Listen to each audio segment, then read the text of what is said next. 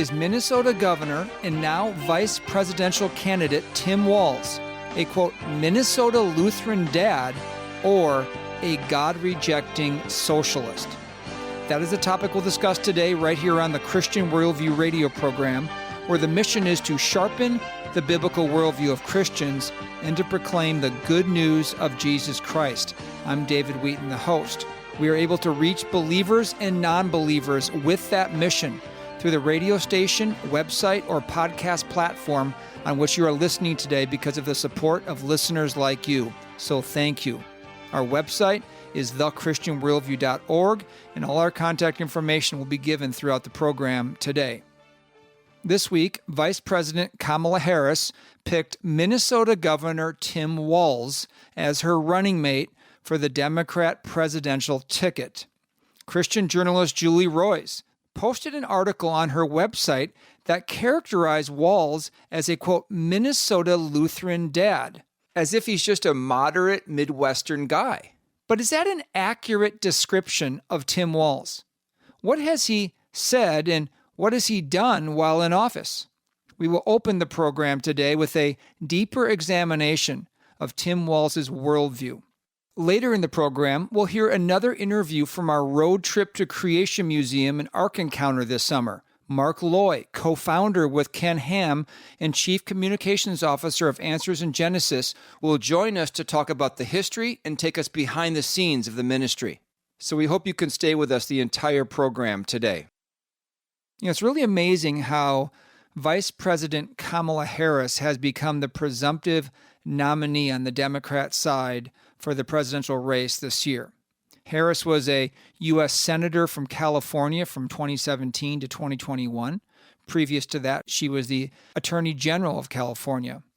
In 2020, she ran for the Democrat nomination for president.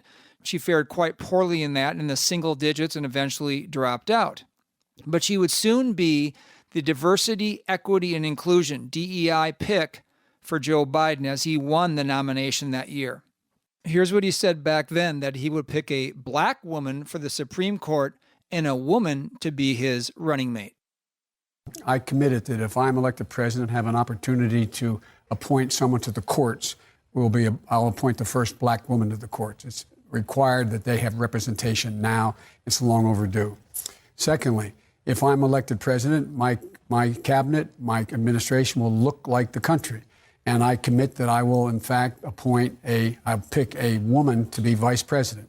There are a number of women who are qualified to be president tomorrow. I would pick a woman to be my vice president. That's what DEI is.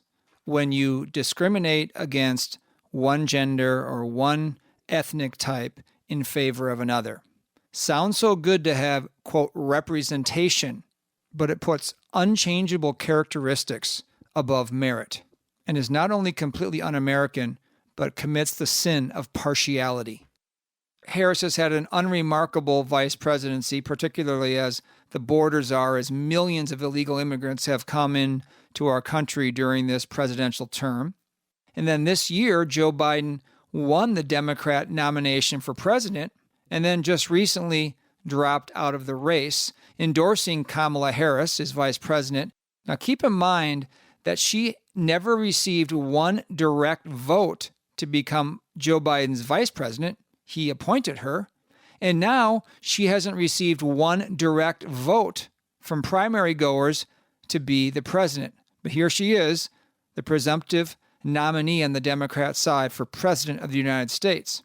And just this week, Harris selected Minnesota Governor Tim Walz to be her running mate. The same Tim Walz who said just recently that Joe Biden is fit for office. Is he fit for office? Do you think he's fit for office? Yes, he's fit for office. President has three and a half years of delivering for us, going through what we've all been through. None of us are denying. Thursday night was a bad performance. It was a bad hit, if you will, on that. But it doesn't impact what I believe. He's delivering. Of course, this was a huge lie and cover-up going on. Everyone knew that Joe Biden's cognitive abilities were failing. But Tim Walz there said something significant at the end. He's delivering. And that's because all the people behind Joe Biden are just using him like a puppet to implement their left-wing policies. So we'll examine Kamala Harris and her worldview more fully in a future program. But today we're going to look at her choice of Minnesota Governor Tim Walz, who we are very familiar with living here in Minnesota. Walz was born in Nebraska.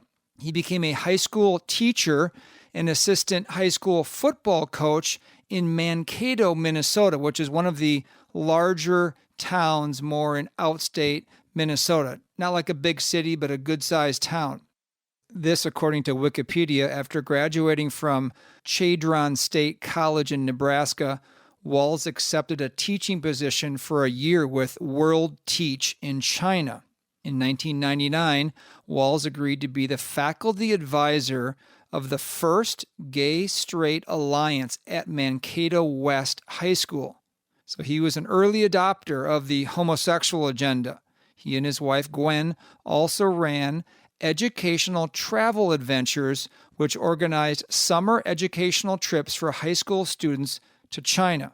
Walz has said he has taken 30 trips to communist China. Tim Walz really loves China because, according to Miranda Devine, a journalist, Walz chose June 4th as his wedding date to commemorate the bloody anniversary of China's brutal crackdown on democracy protesters in China's Tiananmen Square.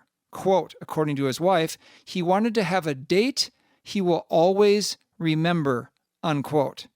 Consider that for a moment. Moving on to his political involvement, Walz volunteered for John Kerry's 2004 presidential campaign. In 2005, and I think this is significant, Walz completed the 2.5-day campaigns and elections crash course at Camp Wellstone, a program run by Wellstone Action, the nonprofit organization Mark and David Wellstone created to carry on the work of their parents, Paul Wellstone and Sheila Wellstone. Now, if you don't know who Paul Wellstone is, he was a legendary left-wing politician in Minnesota, a U.S. senator. He had the persona of a common working man. He was very liberal for his time. And he and his wife tragically died in a plane crash in 2002, and it was huge news, for sure in Minnesota, but even across the country as well. And Tim Walz is actually very similar to Paul Wellstone. He likes to wear a flannel shirt, camo hat, presents as a regular guy, likes to boldly proclaim his liberal beliefs, just like Paul Wellstone. Now, Minnesota is a left-wing state, no doubt. Walter Mondale ran with Jimmy Carter as Carter's vice president. Al Franken of Saturday Night Live and a leftist was a U.S. senator from Minnesota. Jesse Ventura, the wrestler, was our governor. And you probably heard of our U.S. Congresswoman Ilhan Omar with her Somali roots and her far-left worldview. No Republican presidential candidate has won Minnesota since Richard Nixon in 1972.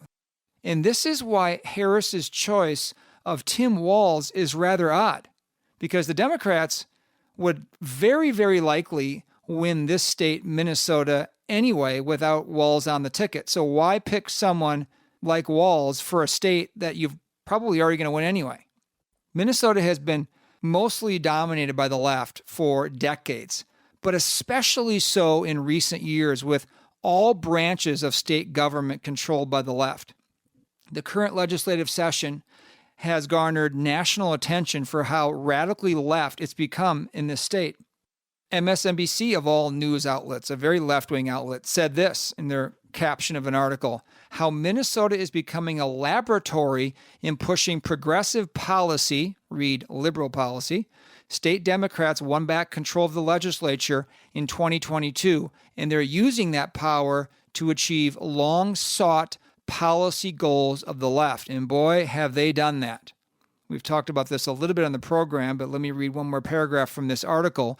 When Minnesota Democrats won back the majority in the state Senate last fall, they achieved the dream, a trifecta of control across both houses of legislature and the governor's office as well. And this is where Tim Walz has presided over all the left-wing policies going on in this state. So continuing with this article, this occurred in some other states, but it's Minnesota that's attracting attention as a laboratory for how to effectively use that power to achieve progressive policy priorities. We have a lieutenant governor here in Minnesota named Peggy Flanagan, right under Walz, who will become our next governor if Harris and Walz win the White House. She's worn a t-shirt that says, quote, "Protect trans rights," with a knife on it. And we have a state rep named Lee Finke.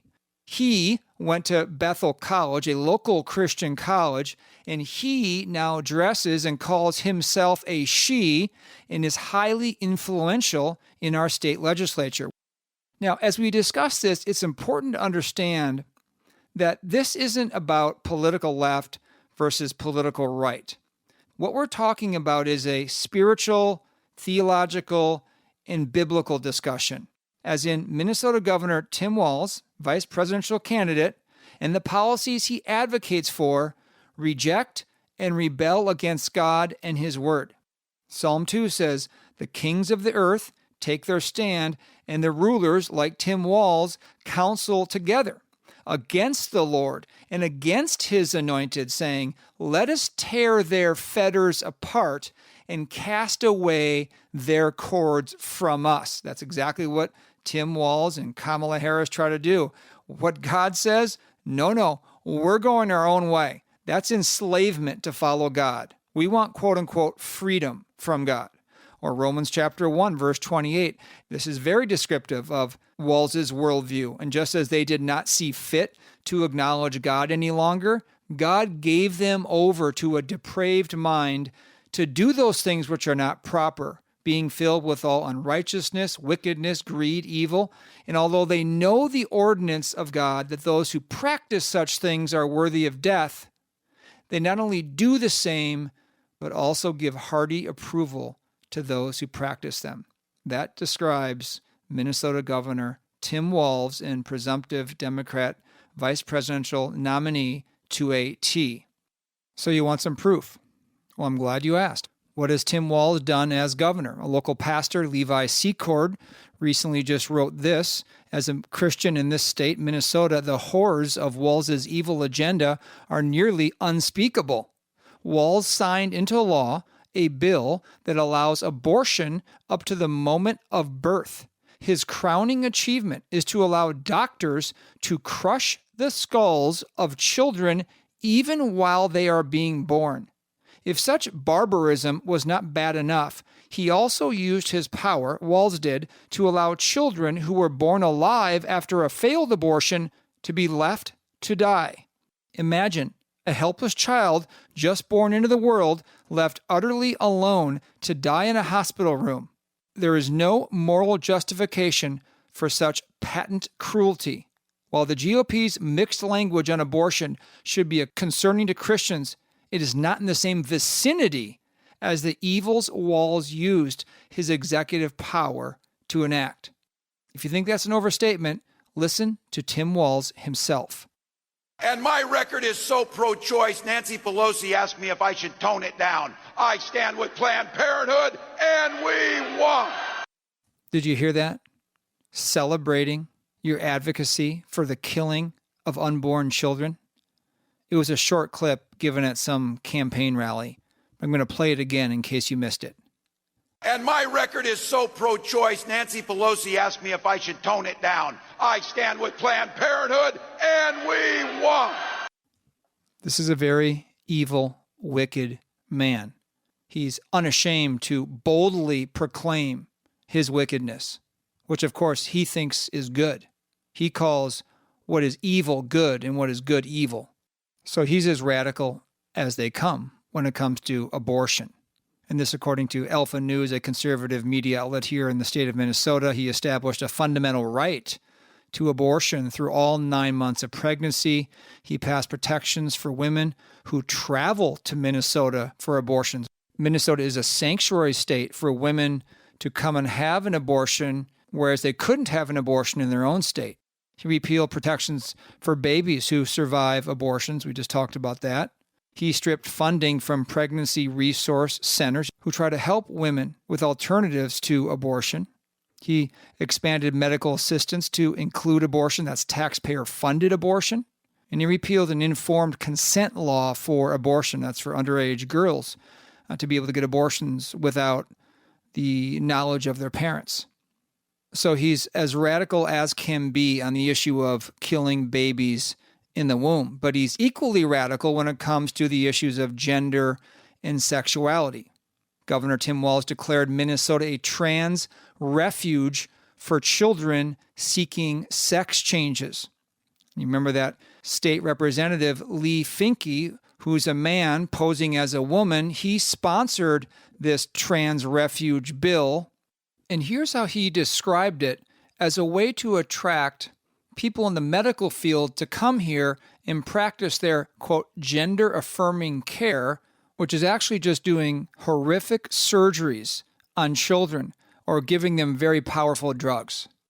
If you promise trans refuge, then we need to increase the number of people who are offering gender-affirming care because we already had a shortage and now more people are coming. So we have some money, hopefully we can pass to help entice people to move from those states who also practice gender-affirming care. If you live in Missouri and all your clients can no longer access care, well, if they're leaving, you might also be interested in coming with your clients, right? And going to a place where you can serve without prosecution. We want to do internship programs and fellowship programs with children's in Minnesota and other places where people can learn gender-affirming care and become more. We need to increase the number of providers.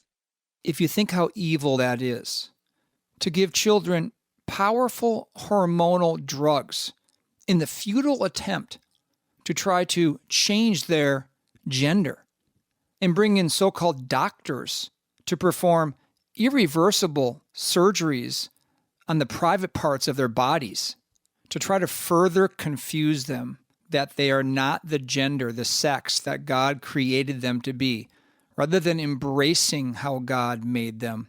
We want to take them in a totally different direction away from God. Evil.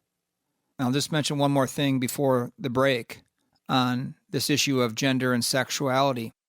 Governor Tim Walz in 2023, he signed a bill that requires public schools in Minnesota to provide free menstrual products, such as tampons, to put it bluntly, in girls' bathrooms, but also boys' bathrooms.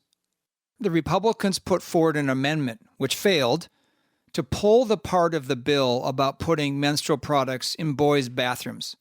And here's what Minnesota State Representative, Democrat, Sandra Feist, had to say why these products should be in boys' bathrooms.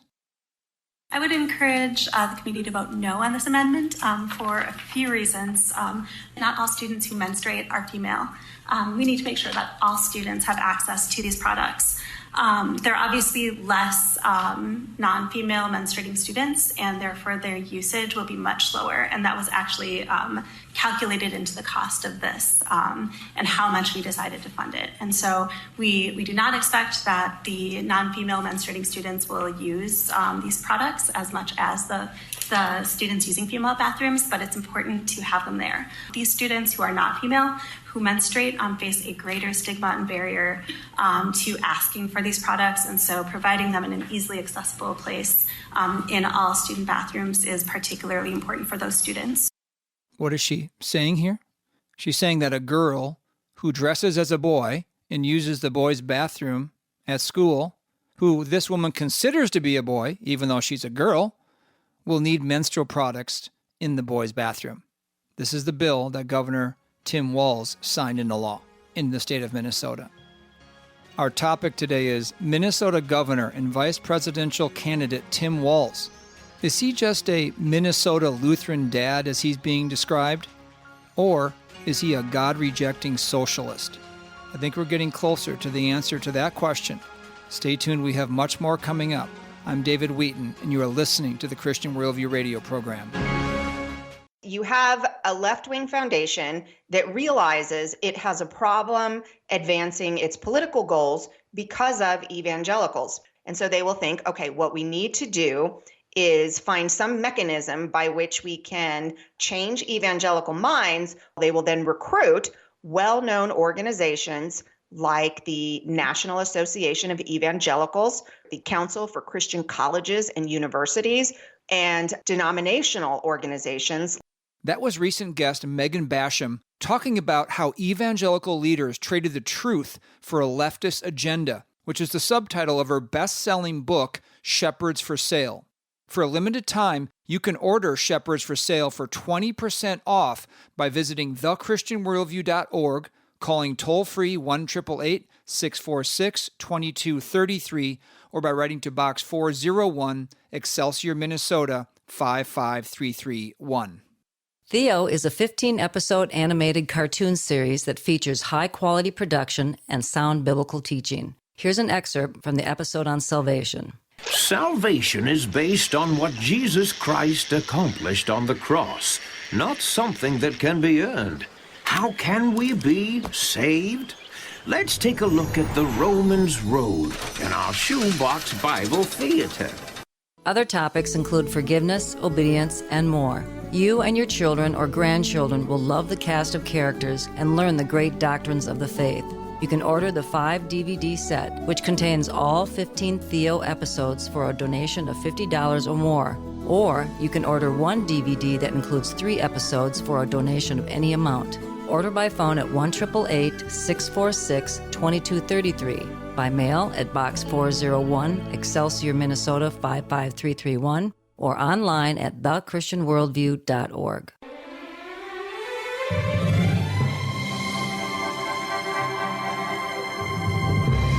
Welcome back to The Christian Worldview. I'm David Wheaton. Be sure to visit our website, thechristianworldview.org, where you can subscribe to our free weekly email and annual print letter, order resources for adults and children, and support the ministry. Our topic today is Minnesota Governor and Vice Presidential candidate Tim Walz a, quote, Minnesota Lutheran dad, or is he a God-rejecting socialist? And we've been going over his worldview with regard to abortion and gender and sexuality. Now let's get on to some other issues. Freedom of speech is one of the first freedoms in our Constitution. You are not free, though, to directly incite violence. You can't cry fire in a movie theater. You can't incite murder of someone like the president. But you are certainly free in our country to express your beliefs, even if you're wrong about your beliefs. Now, the United Kingdom right now is experiencing riots all over the country after 3 young girls were stabbed to death by a man of Rwandan descent who was living in England. It's turned into a Muslim versus native Englishman battle in the streets. The English are even being arrested in their homes for posting their views against Muslims on social media. There's videos of this online. In fact, Stephen Parkinson, who is the UK Director of Public Prosecutions of England and Wales, just had this to say. The offence of incitement to racial hatred involves publishing or distributing material which is insulting or abusive, which is intended to or likely to start racial hatred. So if you retweet that, then you're republishing that, and then potentially you're committing that offence. And we do have dedicated police officers who are scouring social media. Their job is to look for this material and then follow up with identification, arrests, and so forth. So it's a really, really serious. People might think they're not doing anything harmful. They are, and the consequences will be visited upon them. So if you couldn't make out his accent there, he said, the offense to incite to racial hatred involves publishing material which is insulting or abusive, which is intended or likely to start racial hatred. These are all legal terms to give the government maximal flexibility to be able to prosecute those who they deem dangerous. Now, this is obviously very subjective. Any given person in authority could consider something insulting or abusive. So like Canada, the UK doesn't have the same protections for citizens for their freedom of speech. But this is what Minnesota Governor Tim Walz would like that situation in the UK. Punishment for non-approved speech. In fact, here's what he had to say about free speech. I think we need to push back on this. There's no guarantee to free speech on misinformation or hate speech, and especially around our democracy. Walz strongly favors speech controls, which is really just population control, which is what socialists and communists always demand. Not only that, but during COVID in our state, he, as the governor, established what's called a snitch line, where people could report their neighbors for violating COVID lockdown orders. Listen to this. Hello, you have reached the Department of Public Safety stay-at-home hotline. The information you leave is considered public information. At the tone, please leave the following information: your name, your callback number, how the stay-at-home order is being violated, and where the stay-at-home order was violated. Thank you. Record your message at the tone. When you are finished, hang up or press pound for more options. This is a communist favorite, to have a snitch line for citizens to turn in each other when they see violations of arbitrary and unscientific policies during COVID. Now, after we experienced the death of George Floyd in this city back in 2020, which was due to drugs in his system, not the police officer's knee restraint on the back of his neck, that led to unprecedented rioting and destruction of our cities, Minneapolis and St. Paul. For days, riots went on and on, looting and burning the city. The 3rd precinct, police precinct, was allowed to be burned down as well. Governor Walz, because he is not following the kind of the first commandment of government is to punish what is evil, refused to call in the National Guard to stop these riots until it was too late. Minneapolis Mayor Jacob Frey, who is liberal himself, but not to the degree that Tim Walz is, was asking Governor Walz to send in the National Guard, but Walz refused to do so until he did so when it was too late. Minneapolis Mayor Jacob Frey has consistently said what he told us on June 2nd. I will speak the truth. And the truth is that on Wednesday, around 6 p.m., I called the governor and asked for the National Guard. Text messages and emails from the mayor's office for Wednesday, May 27th back that up. You see, Walz believes the lie that our society is structurally unjust and racist, so he sides with the rioters. He agrees with their cause, which is incredibly troubling when you see how much this city, Minneapolis and St. Paul, has declined in public safety since that time. Now, the final thing we'll discuss about Minnesota Governor and Vice Presidential candidate Tim Walz is his religious side. The Daily Caller outlet wrote about this. They said Walz, who is the governor of Minnesota, identified Pilgrim Lutheran Church in St. Paul as his parish during a 2020 briefing on the COVID-19 pandemic. Materials published by Pilgrim Lutheran Church in St. Paul instruct parishioners not to refer to God using male pronouns, also instruct congregants to support reparation funds, encourage them to celebrate Ramadan, the Muslim holiday, and include a modified gender-neutral version of the Lord's Prayer, among other liberal practices, that according to the Daily Caller. I went to Pilgrim Lutheran Church's website, which is part of the Evangelical Lutheran Church of America.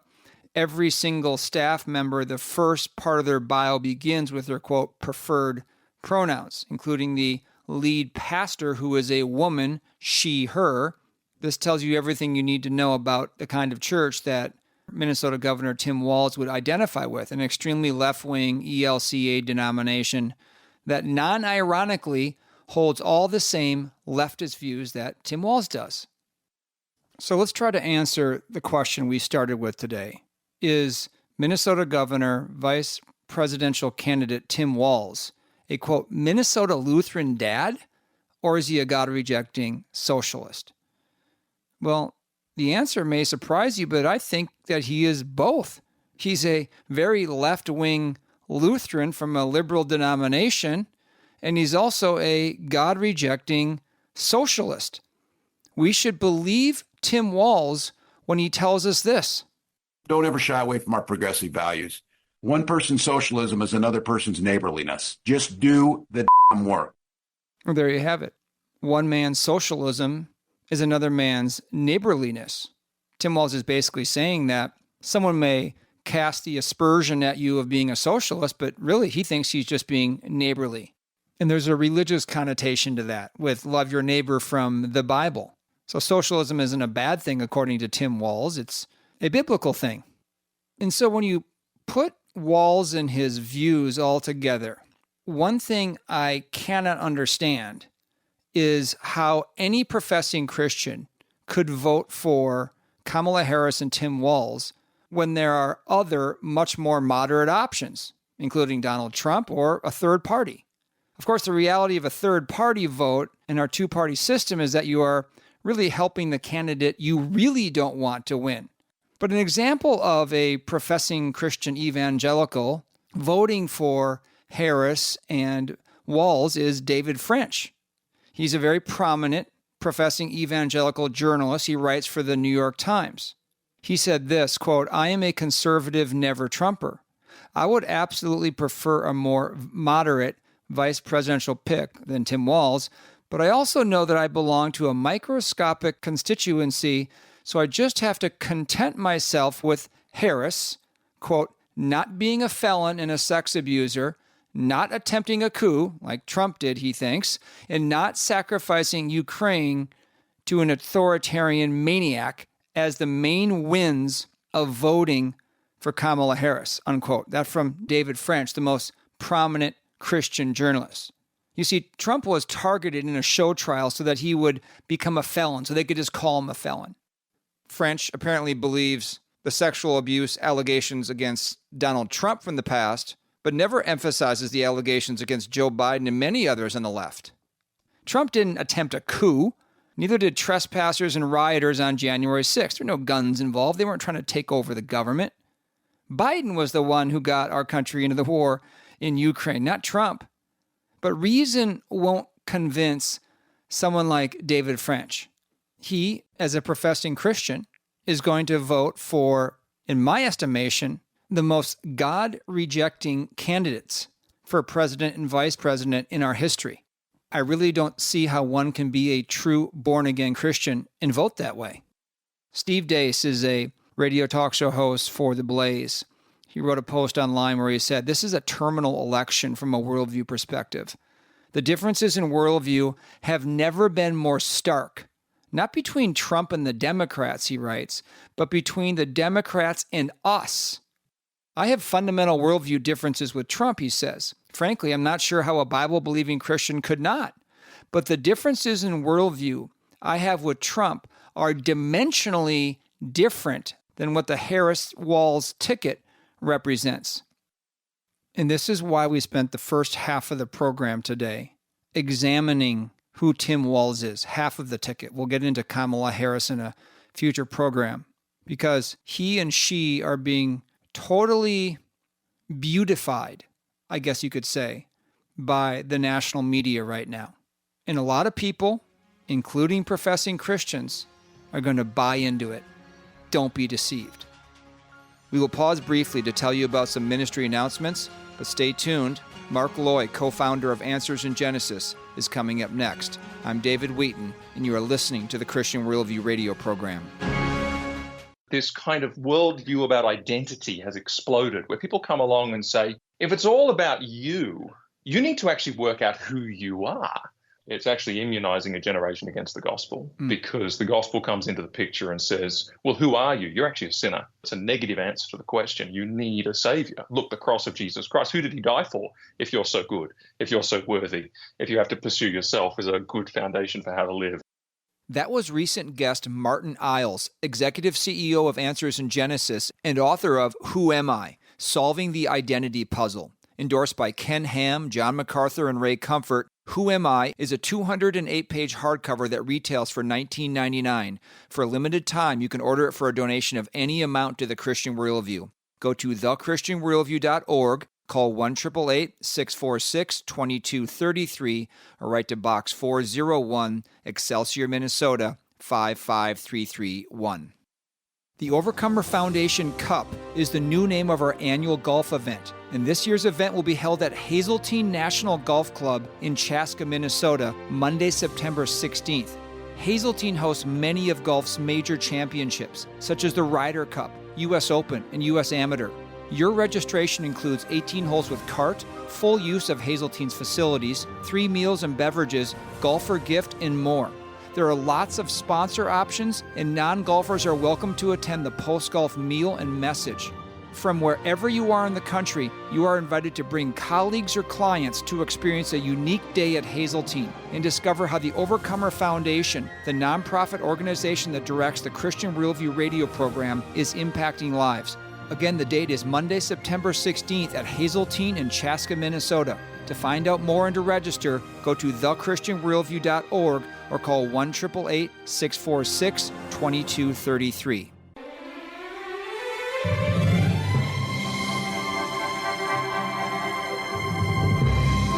Welcome back to The Christian Worldview. I'm David Wheaton. Be sure to visit our website, thechristianworldview.org, where you can subscribe to our free weekly email and annual print letter, order resources for adults and children, and support the ministry. If you've been listening to the program over the summer, you will have heard some interviews from our road trip to the Creation Museum and Ark Encounter in northern Kentucky, both operated by the excellent ministry Answers in Genesis.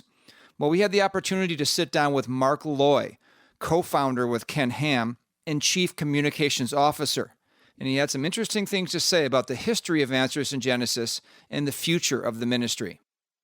Tell us some of the things you remember about starting out with Ken in ministry. And you were born actually in Australia, even though you have an American accent. Tell us about some of your background.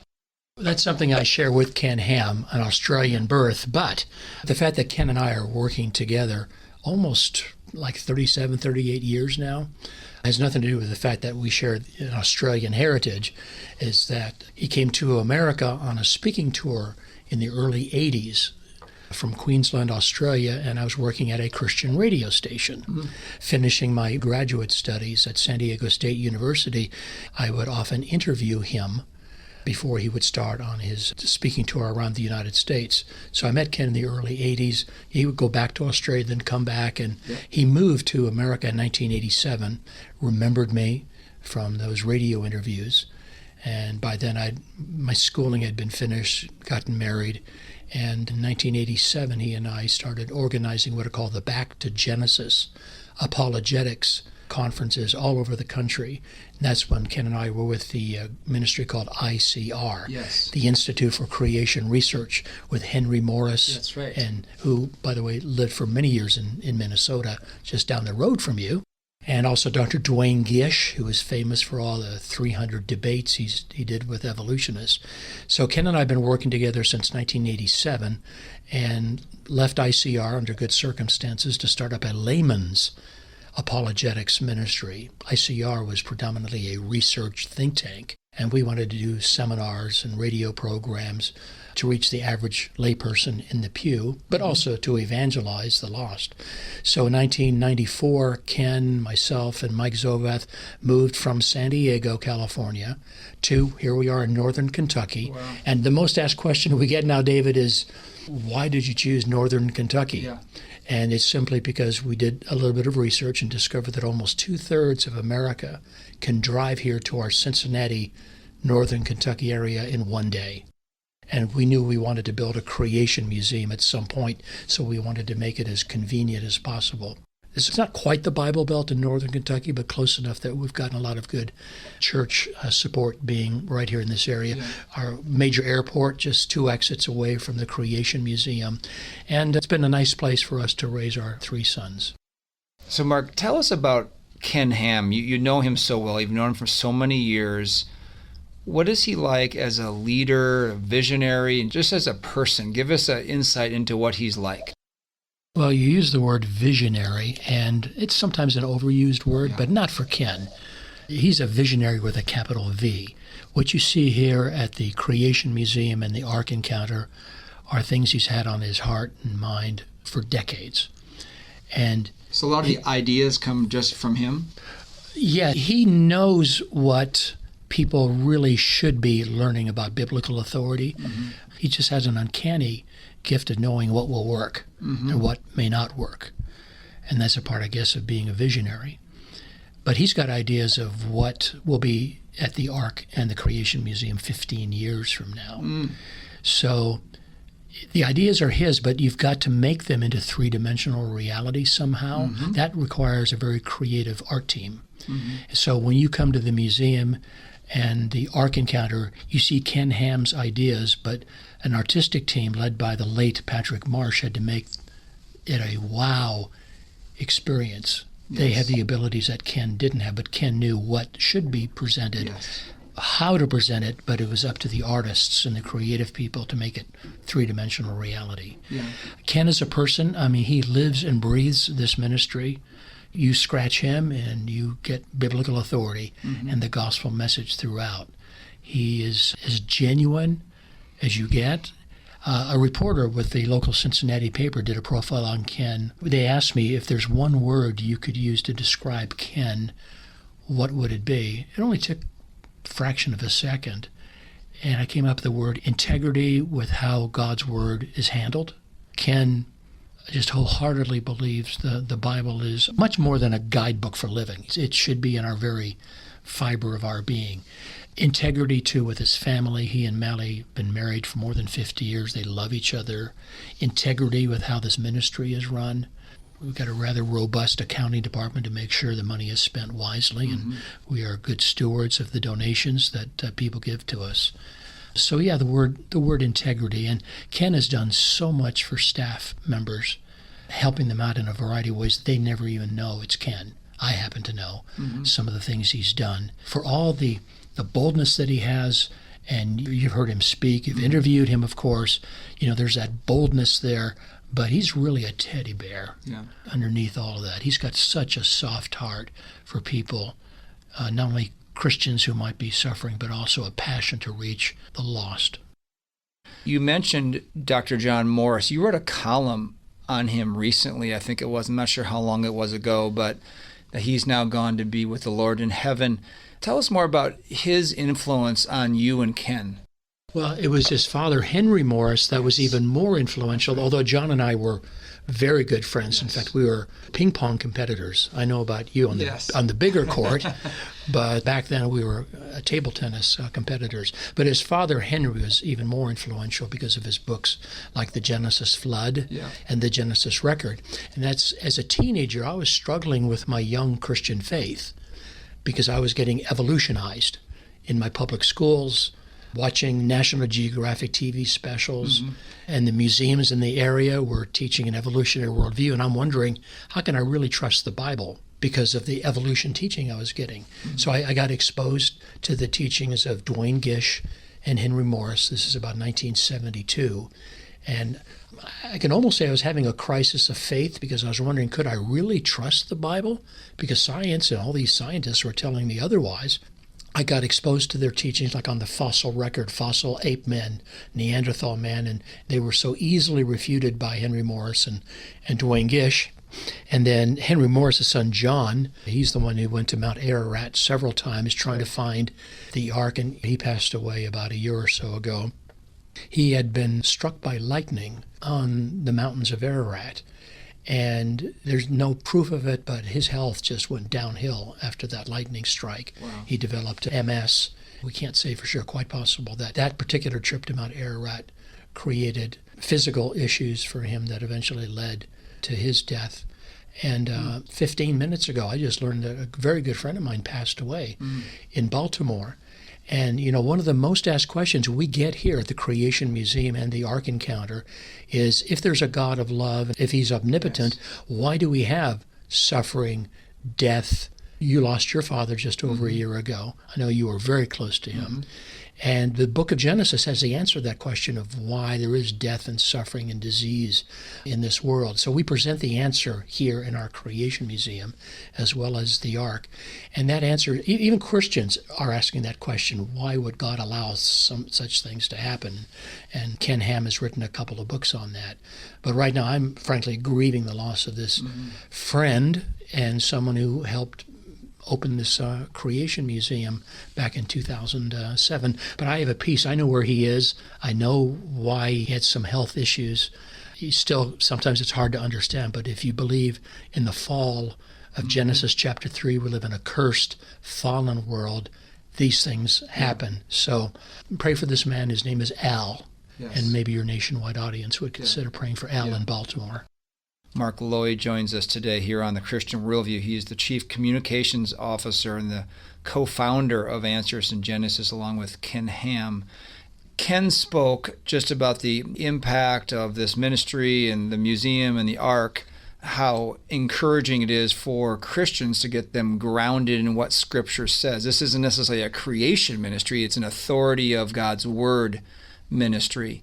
Tell us, Mark, about what the impact of Answers in Genesis, the museum, the Ark is on an unbelieving culture around us. And then part two of the question is, what has been some of the opposition like? Because I know there's been a lot of opposition. Maybe the biggest lie ever told is that there is no God and that we're random. And this ministry basically demolishes that lie based on what Scripture says. Well, you're right. We are a biblical worldview ministry. We're not just creation versus evolution. We want to share with our visitors here at the museum and at the Ark that you can trust the Bible from Genesis onwards. It just so happens the first 11 chapters of Genesis are the most attacked part of the Bible, most ridiculed, and so we do concentrate on Genesis, and hence our name, Answers in Genesis. For the non-Christians who come here, and with the Ark, we get over 1 million people a year, and our surveys indicate that about a third of our visitors at the Ark would not call themselves Christians or born again. Interesting. And as you will see at the Ark when you visit tomorrow, the gospel is everywhere. And it's easy to piggyback off the Ark for presenting the gospel because the Ark of Noah was a vessel of salvation, if you will, for the family of 8 and then, of course, all those animals being preserved. So we're very, very evangelistic. But it just so happens that many of the people who are doubting the validity of the Christian faith, their doubt often is in the book of Genesis. If they don't trust Genesis, they might be wondering, when do I begin to believe the Bible? So as we answer those questions about death and suffering, dinosaurs, creation, evolution, the people who come here who are non-Christians are suddenly going to be taking the Bible more seriously. We had an event that lasted for 40 days last year at the Ark. We knew of at least 2,100 professions of faith, where people actually told us they had received Christ. And so we're not involved in an intellectual argument of creation versus evolution. We do present the creationist perspective here, and we refute evolution. But much more than that, we're biblical authority and the gospel most of all. For the Christians who visit, we want to equip them to have answers to dinosaurs, Cain's wife, why we have death and suffering in this world. Along the way, yes, there's been some opposition. Even just this piece of property we're sitting on right now, a number of atheists in the area and a couple of liberal pastors opposed the rezoning of this property. 20 years ago, if you went to the county office, you would have seen this property was designated for development. It was in a certain purple color, which meant that this property was ready for development. But I tell you, the opposition we received was so intense we actually had to go to court. Long story short, we did get this piece of property, and this museum is attracting over 500,000 people a year. As I said earlier, the Ark over 1 million. The people who kind of opposed us years and years ago now have seen the economic impact, and they're not saying much at all. They're kind of backed off because we have been a quote-unquote success in seeing so many new hotels and restaurants opening as people come here from all over the world. Do you think the actual Noah's Ark is discoverable? What are your thoughts on where that is? We have a PhD geologist on our staff who knows geology very well, including the mountains of Ararat. The Bible says it didn't land on the mountain of Ararat. It says the mountains of Ararat. So it could be anywhere been to that region. Our best guess is that because it's a volcano, that any remnants of that ship were either destroyed by volcanic activity or people went up there to plunder, to take the wood to build shelter. Even though some people whose opinions sound valid claim they have seen the ark, every 5 years you hear something. But no, we don't believe the remnants of the ark are there at all. And John Morris was there many times and he never found it. Final question for you, Mark. What do you see for the future? It's hard for organizations to stay on the narrow road for the long term. You just recently brought on Martin Iles, who's from Australia. What do you see for Answers in Genesis and these attractions for the future? And specifically for Martin, why is he on board? Ken is now in his 70s. I just hit 70. And so we're always looking for younger folks who love the Lord and have a biblical worldview and have certain talents. We have a very godly board. And these are not men that we've put on the board because they have money to give. They have a certain expertise and a biblical worldview. And they are concerned with succession and what's called mission drift. How many ministries are so different than they were 20, 30, 40 years ago? It's called mission drift. And a lot of it involves compromise over biblical issues.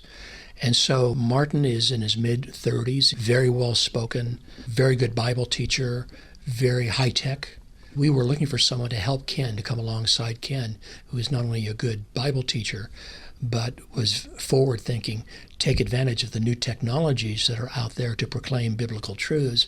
And a lot of those technologies you'll see in the Creation Museum and the Ark. We have people who come here all the time, David, who say that the wow effect that they get here is equivalent or better to what they would get at Disney World or Universal. And so, yes, there's a form of entertainment here at our attractions, but we have some very serious messages. But we want to package it using some of the best technologies of the day. And that's why Martin was brought here over from Australia to come alongside Ken and help lead this ministry. Thank you for all you're doing to proclaim God and His Word and the gospel. It's the thread throughout everything with Answers in Genesis and the museum and the Ark as well. So all of God's best and grace to you, Mark. Well, thank you for this time. Well, thanks to Mark Loy for being so kind and hospitable to our family when we visited the Creation Museum and Ark Encounter this summer. We have a couple more interviews from the trip that will air in future programs. I just want to mention that Answers in Genesis is grieving and rejoicing right now over Buddy Davis. He was a multi-gifted sculptor, musician, program host, and more for the ministry. He went to be with his Savior this past week after a long health struggle. So be sure to pray for Buddy's wife and those who loved him as well. Thank you for joining us today on the Christian Worldview and for your support of this nonprofit radio ministry. Let's anchor ourselves in what Scripture says. Jesus Christ is the same yesterday and today and forever. Until next time, think biblically, live accordingly, and stand firm. The mission of the Christian Worldview is to sharpen the biblical worldview of Christians and to proclaim the good news of Jesus Christ. We hope today's broadcast encouraged you toward that end. To hear a replay of today's program, order a transcript, or find out what must I do to be saved, go to thechristianworldview.org or call toll-free 1-888-646-2233. The Christian Worldview is a listener-supported nonprofit radio ministry furnished by the Overcomer Foundation. To make a donation, become a Christian Worldview partner, order resources, subscribe to our free newsletter, or contact us, visit thechristianworldview.org, call 1-888-646-2233, or write to Box 401, Excelsior, Minnesota 55331. That's Box 401, Excelsior, Minnesota 55331. Thanks for listening to the Christian Worldview.